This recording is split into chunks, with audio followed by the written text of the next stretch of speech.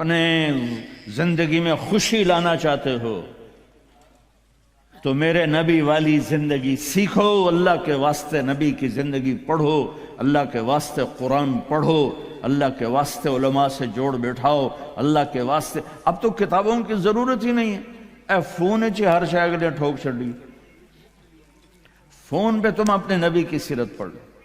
اپنے ایک بہت بڑا تاجر تھا وہاں ادھر پاکستان میں، تو ہم کھانے پہ کٹھے تھے تو اس کے فون کی گھنٹی بجی، اس نے یہاں فون لگایا اور ادھر کھانا شروع کیا، پورا آدھا گھنٹہ وہ لگا رہا، ایدے بھی تے ایدے بھی۔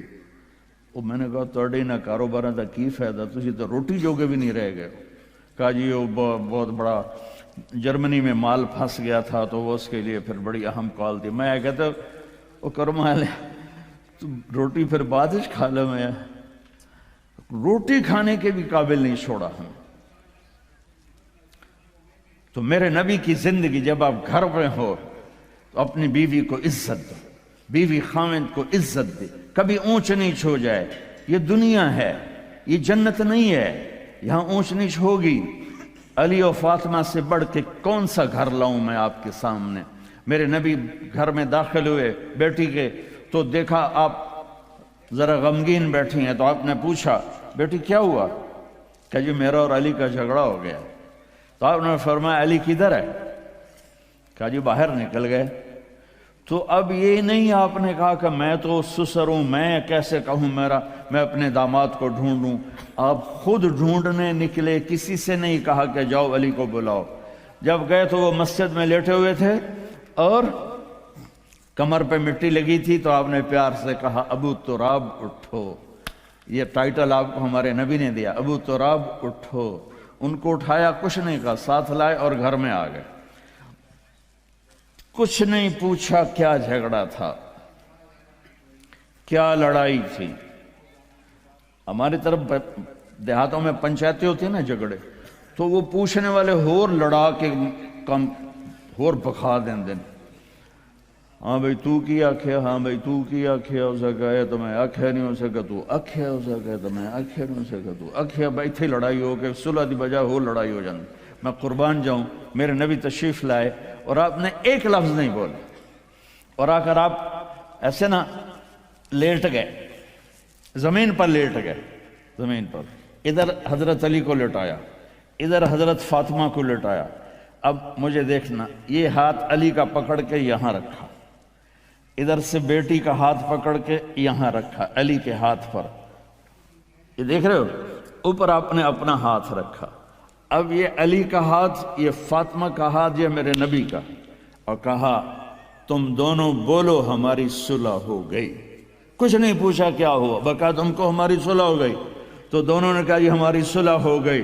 تو آپ اتنے خوش نکلے کہ صحابہ بھی آپ کے چہرے کی خوشی کو دیکھ کر پوچھنے لگے یا رسول اللہ آپ تو بڑے خوش نظر آ رہے ہیں۔ تو آپ نے فرمایا میں علی و فاطمہ کی صلح کرا کے آ رہا۔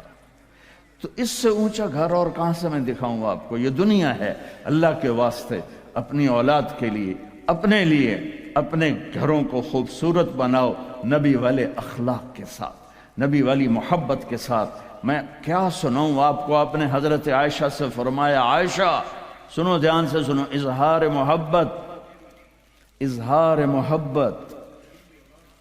آپ نے کہا عائشہ مجھے جب سے پتا چلا ہے کہ تو جنت میں میری بیوی ہے، مجھے موت ہی اچھی لگنے لگ گئی۔ اور عربوں کے ماحول میں، عرب کے ماحول میں کوئی یہ کہتا مجھے بیوی سے عشق ہے تو عیب سمجھتے تھے، اور کوئی کہتا میری محبوبہ ایسی تو کہتے واہ واہ۔ یہ عرب کا ماحول تھا، جیسے یہاں گرل فرینڈ کا بوائے فرینڈ کا چل گیا ہے۔ اللہ ہمارے بچوں کو پاک دامنی نصیب فرمائے۔ تو عرب اس میں نا کوئی نہیں جھجکتے تھے، کھلم کھلا۔ وَهَلْ تَبْكِينَ، اپنے لیلا مجنوں کا نام تو سنا ہوا ہے، یہ صحیح لوگ ہیں، ساڑھے ہیر رانجے تو سارے کوڑے قسم۔ تو وَهَلْ تَبْكِينَ لَيْلَا اِذَا مِتُّ قَبْلَهَا، وقام على قبر النساء النوائح كما لو أصاب الموت ليلى بكيتها وجاد لها دمع من العين صافح. میں نے 2 شعر پڑھے، ہر شعر میں وہ لیلا کا نام لے رہا ہے، لیلا کا نام لے رہا ہے. یہ کلچر تھا عرب کا کہ معشوقہ سے محبت کا اظہار فخر اور بیوی سے محبت کا اظہار. اور تو رن مرید ہو گیا، تو زن مرید ہو گیا. یہ ماحول سمجھ میں آ گیا ہے؟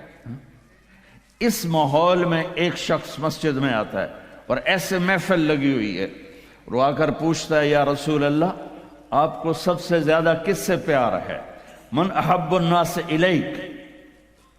تو آپ نے اس کے کان میں نہیں کہا اور آتے ہیں بس، آپ نے زور سے فرمایا عائشہ سے. اللہ وہ تو ہل گیا.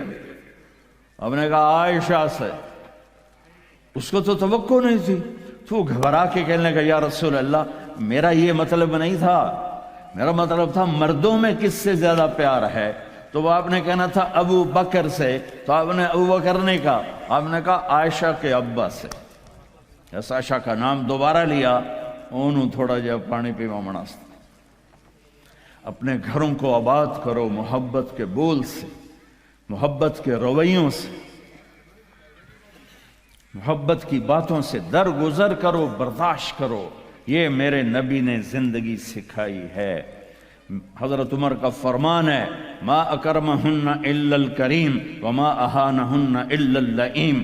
بیوی کو وہ عزت دیتا ہے جو شرافت والا ہوتا ہے، اور بیوی کو وہ ذلیل کرتا ہے جو کمینہ ہوتا ہے. اتنا سخت لفظ کہیں نہیں استعمال ہوا کہ کمینہ آدمی بیوی کو ذلیل کرتا ہے اور شریف آدمی بیوی کو عزت دیتا ہے. تو میرے بھائی بہنوں، اللہ کے واسطے میری فریاد سنو. تمہارے گھروں کی خوبصورتی میرے نبی کی غلامی میں ہے. یہ ڈبل جابیں چھوڑو، یہ بڑے بڑے گھروں کی دوڑ چھوڑو، بڑی بڑی گاڑیوں کی دوڑ چھوڑو. اپنے گھروں کو بچاؤ اللہ کے واسطے، چونکہ یہاں کی نسل خطرے میں ہے. پاکستان میں کوئی برے سے برا بچہ بھی ہوگا تو ایتھیسٹ نہیں بنے گا، اسلام نہیں چھوڑے گا. یہاں اسلام چھوڑ دیتے ہیں.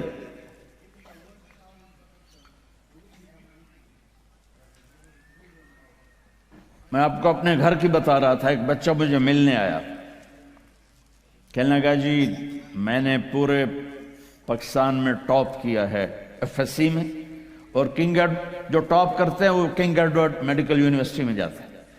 تو 2 دفعہ میں خودکشی کی کوشش کر چکا ہوں، پلز کھائیں، گولیاں، لیکن وہ زندگی تھی بچ گیا. میں نے کہا بیٹا تو چھوٹا سا ہے، تو نے یہ خودکشی کی کیوں یہ تو نے قدم اٹھایا؟ کہا جی میرے امی اور ابو اتنا لڑتے ہیں کہ ڈسہارٹڈ ہو کر میں 2 دفعہ خودکشی کی کوشش کر چکا. ماں اور باپ کی لڑائی نے اتنے بریلینٹ قابل بچے کو مرنے پر مجبور کر دیا. کوئی بھوک نہیں تھی، سوکھے تھے، اچھے خوشحال گھرانہ تھا، لیکن خامد بھی بد زبان، بیوی بھی بد زبان، تو بچے خودکشی پہ آ گئے. بھائیو اگر آپ اپنے آپ کو خوبصورت بنانا چاہتے ہو، دیکھو میں ہاتھ جوڑتا ہوں، سب دیکھو، اس زبان پہ قابو پالو. یہ زبان خوبصورت ہو گئی، دل جڑ جائیں. یہ چند روزہ زندگی ہے. میرے نبی کی 2 سنتیں لے لو. ایک زبان پہ قابو، یہ اس زبان پہ قابو پالو، اس زبان پہ قابو پالو، اس زبان پہ قابو پالو، تو آپ کے گھروں کے 90% مسائل ختم ہو جائیں گے. اور دل کو سب سے صاف رکھو، اور اپنے ایک دوسرے کا ہاتھ بٹھاؤ. اپنے بچوں کو اپنی دولت سمجھو، ان کو یہاں اچھا مسلمان بنا کے چھوڑو. اب یہ نسل یہاں رہنے والی ہے، واپس نہیں جائے گی. نہ تم جاؤ گے نہ تمہاری نسلیں جائیں گی. ایک پٹھان کوئی بیٹھا ہو تو پہلے معافی مانگتا ہوں. تو ایک پٹھان کا خرگوش گم ہو گیا، تو لوگوں نے افسوس کیا کہ خان جی آپ کا تو خرگوش گم ہو گیا. تو وہ کہنے لگا ارے بھائی غم نہ کرو، ہم نے اس کو نسوار کھلایا ہوا ہے، جب نشہ ٹوٹے گا ہمارے پاس ہی آئے گا. تو تمہیں آسٹریلیا کی نسوار لگی یا تم پاکستان واپس جاؤ گے؟ نہیں جاؤ گے، ادھر ہی رہو گے۔ لہذا یہاں اس طرح زندگی سیکھو کہ آپ کی نسلیں اسلام پہ باقی رہیں۔